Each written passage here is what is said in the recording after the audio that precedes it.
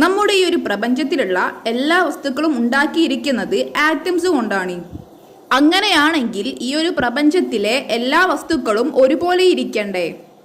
എല്ലാ വസ്തുക്കളും ഉണ്ടാക്കിയിരിക്കുന്നത് ആറ്റംസ് കൊണ്ടാണെങ്കിലും എന്തുകൊണ്ടാണ് ഓരോ വസ്തുക്കൾക്കും ഓരോരോ ഗുണങ്ങൾ? ഈ ചോദ്യത്തിനുള്ള നിങ്ങളുടെ ഉത്തരം ഓരോ വസ്തുക്കളും ഉണ്ടാക്കിയിരിക്കുന്ന ആറ്റംസ് വ്യത്യസ്തമാണ് എന്നായിരിക്കും. ബേസിക്കലി എല്ലാ ആറ്റംസിൻ്റെയും സ്ട്രക്ചർ സെയിം ആണ്. നിങ്ങൾ ഏതൊരു ആറ്റം എടുത്ത് നോക്കിയാലും ആറ്റത്തിൻ്റെ ഉള്ളിൽ ന്യൂക്ലിയസും ന്യൂക്ലിയസിന് ചുറ്റും ഷെല്ലുകളും കാണാനായിട്ട് സാധിക്കും. എല്ലാ ആറ്റത്തിൻ്റെയും ന്യൂക്ലിയസിൻ്റെ ഉള്ളിലാണ് പ്രോട്ടോണും ന്യൂട്രോണും ഉള്ളത്. ന്യൂക്ലിയസിന് ചുറ്റുമുള്ള ഷെല്ലുകളിലാണ് ഇലക്ട്രോണുകൾ ഉള്ളത്. അങ്ങനെയാണെങ്കിൽ എന്തായിരിക്കും ഓരോ ആറ്റംസിനെയും വ്യത്യസ്തമാക്കുന്നത്? എല്ലാ ആറ്റത്തിൻ്റെയും ന്യൂക്ലിയസിൻ്റെ ഉള്ളിൽ പ്രോട്ടോണുകൾ ഉണ്ടെങ്കിലും ഓരോ ആറ്റത്തിൻ്റെയും ന്യൂക്ലിയസിൻ്റെ ഉള്ളിലെ പ്രോട്ടോണുകളുടെ എണ്ണം വ്യത്യസ്തമായിരിക്കും.